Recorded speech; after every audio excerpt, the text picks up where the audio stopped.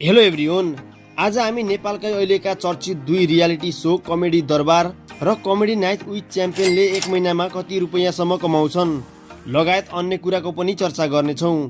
भिडियोलाई अन्तिमसम्म हेरी साथ दिनुहोला। यदि हाम्रो यस च्यानललाई सब्स्क्राइब गर्नुभएको छैन भने सब्स्क्राइब गरिदिनुहोला।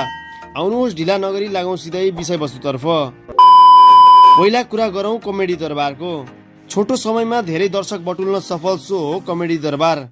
यस सोमा 9 जना कलाकारले प्रस्तुति दिने गरेका छन्, जुन कलाकारहरूमा हिमेश पन्त, मिस पबी, सिडी विजय अधिकारी, सुजाता श्रेष्ठ, बिटी कान्छा, पवन खतिवडा, उत्सव सापकोटा, विकास अर्याल र सुन्दर खनाल रहेका छन्।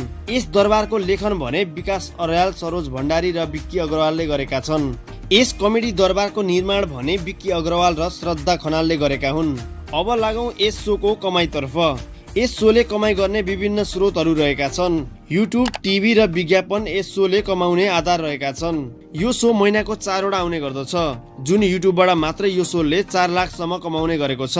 अर्को रहेको छ विज्ञापन, जुन यस सोमा 14 वटा विज्ञापन रहेका छन्। रेड पेस्ट भने यस कार्यक्रमको मुख्य विज्ञापन रहेको छ। यस कम्पनीले अरू विज्ञापनहरू भन्दा 3-4 गुणा बढी नै पैसा तिरेको हुन्छ। यस सोले टिभी र विज्ञापनहरूबाट अनुमानित 15 देखि 16 लाखसम्म कमाउने गरेको छ। युट्युब, टिभी र विज्ञापनको सबै जोड्ने हो भने यो सोले 20 लाखको हाराहारीमा महिनाको कमाइ गरेको छ। अब लागौं अर्को सोतर्फ। अर्को रियालिटी सो रहेको छ कमेडी नाइट विथ च्याम्पियन। यो सो अहिले हालचालै मात्रै आएको छ।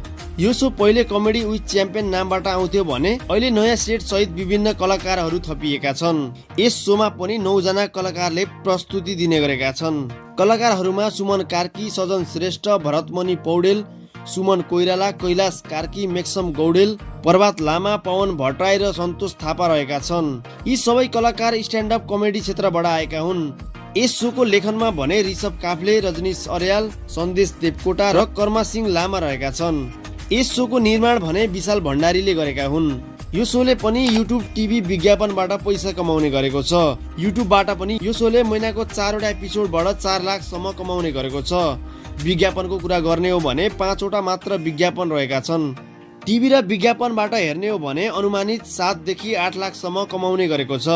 यदि युट्युब, विज्ञापन र टिभीबाट आउने सबै कमाइ जोड्ने हो भने यो सोले महिनाको 12 लाखको हाराहारीमा कमाइ गरेको छ। सो आजको लागि यति नै।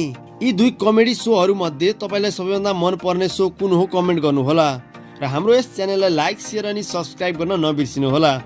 हस्त धन्यवाद।